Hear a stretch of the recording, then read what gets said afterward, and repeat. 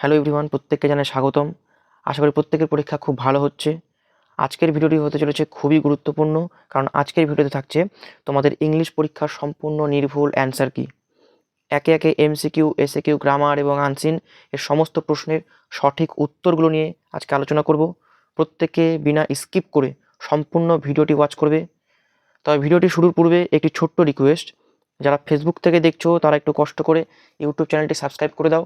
তোমরা ইউটিউবে গিয়ে সার্চ করো ওয়েস্ট বেঙ্গল লার্নিং একাডেমি, প্রথমে যে চ্যানেলটি আসবে দেখবে 54,000+ সাবস্ক্রাইবার রয়েছে। প্রত্যেকে সাবস্ক্রাইব করে দাও। আর যারা ইউটিউব থেকে দেখছো তারা ডেসক্রিপশন বক্সে দেখো ফেসবুক চ্যানেলের লিঙ্ক দেওয়া আছে, ফেসবুক চ্যানেলটি সবাই একটু ফলো করে দেবে। প্রথমে আমরা দেখে নেব এমসিকিউর উত্তরগুলো। তোমাদের প্রোজ থেকে 4টে, পোয়েট্রি থেকে 4টে আর ড্রামা থেকে 4টে, মোট 12টি এমসিকিউ প্রশ্ন ছিল। প্রথমে দেখে নেব প্রোজ থেকে কী ছিল। প্রোজ থেকে প্রথমে ছিল the girl who brought the train from Rohana was wearing, answer হবে slippers. Second question, before Roger left Mrs Jones gave him $10. Third question, Kalam's ancestral house was made of limestone and bricks. Fourth question, when the jar saw the hermit for the first time, the latter means পরের জন, অর্থাৎ hermit কি করছিল? The hermit was digging the soil in front of his hut. Next poetry থেকে প্রথম প্রশ্ন ছিল the crickets shrill song is heard on winter evening. Next, according to the poet what has all to short a date, answer হবে summer's lease. Next, when the roots of the tree are pulled out they are white and wet. Poetry থেকে last question, the soldier appears, answer হবে pale. এরপর drama থেকে প্রথম প্রশ্ন, the setting of the play the proposal is Chubukov's drawing room. পরের প্রশ্ন, Natalia lived with his father.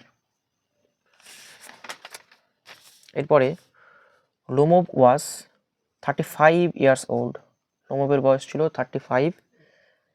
The piece of land that Lomov and Natalia quarrelled over was oxen meadows নিয়েই ঝামেলা হয়েছিল। এবার তোমরা মিলিয়ে দেখো যে এমসিকিউতে 12-র মধ্যে তোমরা কত পেলে। এবার দেখো এসএকিউ কোশ্চেন। প্রথম প্রশ্ন, what were the names of Kalam's parents, answer কী হবে? The names of Kalam's parents were Jainul Abedin and Ashiamma. এই উত্তরটা অন্যভাবে লেখা যায়, হোয়াটের পরিবর্তে এখানে শুধু নামগুলো লিখলেই হয়ে যাবে। Zainul Abedin and Ashiamma were the names of Kalam's parents. Number 2, who was supposed to receive the girl at Saharanpur station, অ্যান্সারটা কীভাবে লিখতে হবে? Probably her parents were supposed to receive the girl at Saharanpur. Number 3, what did Kalam's father avoid in his daily life, অ্যান্সারটা কীভাবে লিখতে হবে? এখানে did রয়েছে, ডিড থাকলে পাস্ট টেন্সে অ্যান্সার করতে হয়। Kalam's father avoided all inessential comforts and luxuries, সঙ্গে in his daily life. Number 4, at what time was Mrs Jones returning home from work, Mrs Jones কাজ থেকে কখন ফেরে? Mrs Jones was returning home from work at about 11 o'clock at night. Number 5, what was the third question that came to Jar's mind? Answer কি হবে? Answer হবে what was the most important thing to do, সবথেকে গুরুত্বপূর্ণ কাজ কি? Number 6, why did the bearded man want to take revenge? bearded man কেন প্রতিশোধ নিতে চেয়েছিল? অ্যান্সারটা কীভাবে লিখতে হবে? The bearded man wanted to take revenge as the Jar had executed his brother and seized his property. Number 7, what did the narrator know about the animals in the forest near Dera? Answer কি হবে? The narrator knew that there were hardly any animal left in the forest near Dera. Number 8, what did Mrs. Jones plan to prepare from the canned milk? Answer হবে Mrs. Jones planned to prepare cocoa from canned milk. এরপর চলে আসি poetry থেকেও 8টা question আছে, 8টার মধ্যে 4টা করতে হবে। আমরা 8টারই অ্যান্সার দেখব। Who has written the poem on killing a tree, অর্থাৎ অন কিলিং এ ট্রি কবিতাটি কে লিখেছে? গিভ প্যাটেল। হুয়ের পরিবর্তে এখানে লিখতে হবে Gieve Patel. Gieve Patel has written the poem on killing a tree. Poetry থেকে second question, who according to the poet is more lovely than a summer's day. মানে কবির মতে কে আরও বেশি সুন্দর গ্রীষ্মের দিনের থেকে? অবশ্যই তার বন্ধু সৌন্দর্য। এখানে কি লিখতে হবে? According to the poet his friend is more lovely than a summer's day. Poetry থেকে তৃতীয় প্রশ্ন, when the grasshopper gets tired where does he rest. অর্থাৎ যখন গ্রাসহপার ক্লান্ত হয়ে যায় সে কোথায় রেস্ট নেয়? কোথায়? Beneath some pleasant weed. অ্যান্সারটা কীভাবে লিখতে হবে? When the grasshopper gets tired he rest beneath some pleasant weed. তারপরে কি আছে? What will happen if miniature boughs are unchecked. যদি ছোট ছোট শাখা পোশাকে না কাটা হয় তাহলে কি হবে? It will expand again to former size. অ্যান্সারটা কীভাবে লিখবো? If miniature boughs are unchecked it will expand again to its former size. তারপর next question, what kind of a poem is shall I compare thee to a summer's day. সব থেকে সহজ প্রশ্ন, কি হবে? It is a sonnet.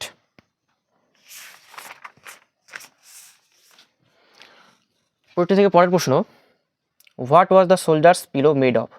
সোলজারের পিলোটা কি দিয়ে তৈরি ছিল? Made of fern. উত্তরটা কীভাবে লিখবো? The soldier's pillow was made of fern. Next question, who is not expected to disturb the soldier's rest. উত্তরটা কিভাবে লিখবো?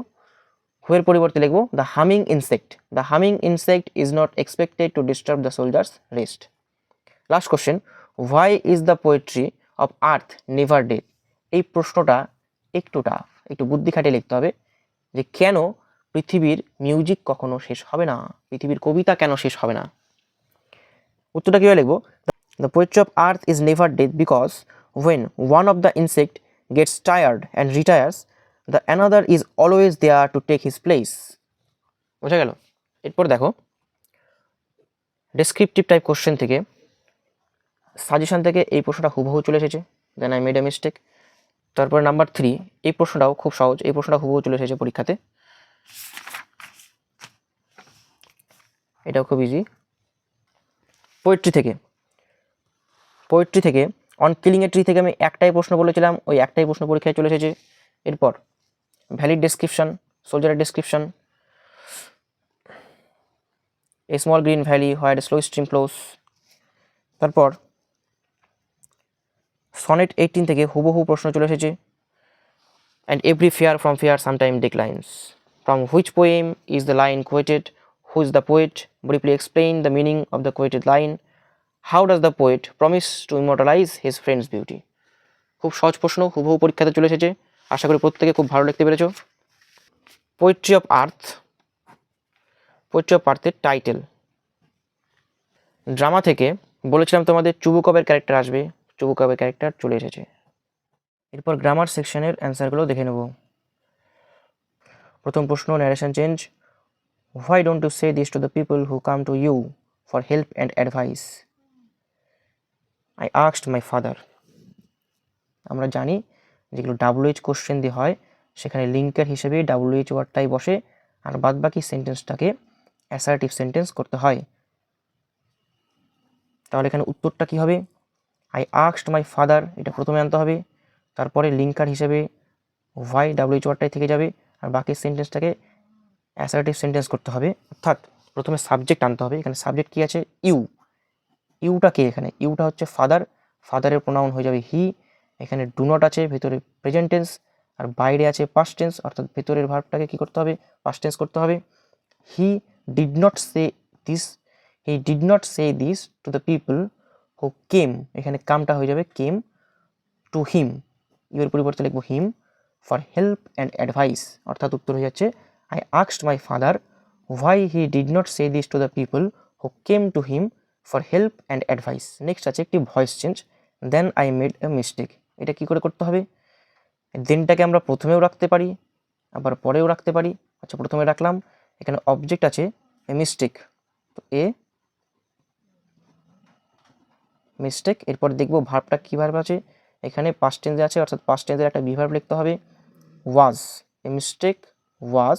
তারপরে ভার্বের থার্ড ফর্ম মেড হয়, মেড বাই দিয়ে সাবজেক্ট আই থাকলে মি লিখতে হয়, then a mistake was made by me. এরপর 3 নম্বর কি বলছে, you have an interesting face. খুব খুব খুব সোজা, এই প্রত্যেকটা গ্রামারই তোমাদের ক্লাসে কিন্তু করানো হয়েছে। আশা করি প্রত্যেকেই ঠিক উত্তরগুলো লিখে এসেছো। এটাকে কমপ্লেক্স করতে বলছো, অর্থাৎ জটিল বাক্য। You have an interesting face, একে কমপ্লেক্স করতে হলে কি করতে হবে, ইউ হ্যাভ এ ফেস, তোমার একটি মুখ আছে, হুইচ ইজ ইন্টারেস্টিং। যারা যারা লিখেছো এটা তারা তারা 1 নম্বর যোগ করে দাও, you have a face which is interesting. Next 4 নম্বর কি বলছে, স্প্লিটিং দিয়েছে। 4 নম্বর split sentence, split into simple sentence. কি বলছে, we live in our ancestral house which was build in the middle of 19th century। খুব সহজ, এটাও তোমাদের ক্লাসে করানো হয়েছে। We live in our ancestral house, এটা হয়ে যাবে একটি বাক্য, আর পরে হুইচটা উঠে দিয়ে সেকেন্ড বাক্যতে এখানে ইট লিখতে হবে, it was build in the middle of 19th century। খুব সহজ। নেক্সট 5 নম্বর কি বলছে, change into a positive degree. কি দিয়েছে, he is the best dog in the district. খুব সহজ, সুপারলেটিভ ডিগ্রি থেকে যখন আমরা পজিটিভ করি তখন কি করতে হয়, নো আদার দিয়ে করতে হয়, no other dog in the district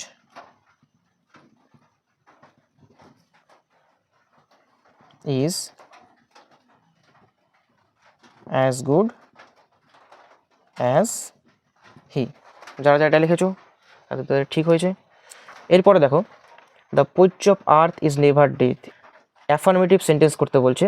কি বলছে, the poetry of earth is never death. খুব সহজ, এখানে আমরা নেভারটাকে কি করে দেবো, অলওয়েজ। কি লিখতে পারি আমরা, the poetry of earth is, নেভারের পরিবর্তে অলওয়েজ লিখতে পারি, আর ডেথের অপোজিট অ্যালাইভ। অথবা এই অলওয়েজ অ্যালাইভের পরিবর্তে আমরা লিখতে পারি ইমর্টাল, তাও হবে। যদি আমরা লিখি the poetry of earth is always alive, তাও হবে, বা যদি লিখি the poetry of earth is immortal, তাও হবে, একটা লিখলেই হবে। এরপর কি আছে, এরপর আছে আর্টিকেল প্রিপোজিশন। আর্টিকেল প্রিপোজিশন কি এসেছে, I have endeavoured to understand the fundamental truths revealed to me by my father and feel convinced that there exists a divine power that can lift one up from confusion, misery, melancholy and failure and guide one to one's true place। সবই ঠিক আছে, এখানে তোমরা মিলিয়ে নাও কী কী লিখেছো। এরপর দেখো, few girls can resist flattery. এটাও তোমাদের ক্লাসে পরীক্ষাতে দিয়েছিলাম, ওটাই দিয়ে দিয়েছে। কী হবে, ফ্ল্যাটারিংয়ের পরিবর্তে হবে ফ্ল্যাটারি। এরপর আনসিন, তোমাদের আনসিনটা এবার খুব একটা কঠিন কিন্তু দেয়নি, অন্যবারের তুলনায় যথেষ্ট সহজ একটা আনসিন দিয়েছে তোমাদের। আনসিনটা পুরোটা পড়ছি না, ভিডিওটা অনেক বড় হয়ে যাবে, উত্তরগুলো বলে দিচ্ছি। প্রথমে কি বলছে, our roads are build for scooters, motorcycle, cars, truck and buses. এইটা কি হবে, এইটা কিন্তু ফলস হয়ে যাবে। কেন ফলস হবে দেখো, our roads never build for such heavy traffic are frequently cracking up, এটা ফলস উত্তর হচ্ছে। এরপরটা কি হবে, the income of tanga drivers is decreasing, এটা কি হবে, এটা ট্রু হবে। কেন ট্রু হবে, there tangas despite a diminishing income, diminishing মানে ডিক্রিজ হওয়া, কমে যাওয়া, অর্থাৎ সেকেন্ড হবে, 2 নম্বরটা ট্রু হচ্ছে।